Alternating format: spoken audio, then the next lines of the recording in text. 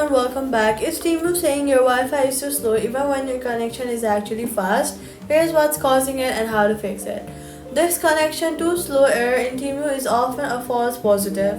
It appears when Temu's connection is to its content delivery servers is blocked or routed slowly, even when your overall Wi-Fi speed is fine.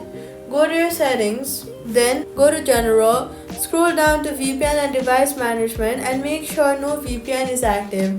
VPNs route your traffic to different servers that Temu's CDN considers too slow. Turn off any VPN. After turning off VPN, go to settings again and tap Wi-Fi and find a connected network. Tap the icon next to it and then tap forget this network. Then connect it first. If it still shows too slow specifically on Wi-Fi, go to settings and toggle Wi-Fi entirely off and try Temu on mobile data instead. If it works on data, the issue is specific to your Wi-Fi router's routing and not your actual speed.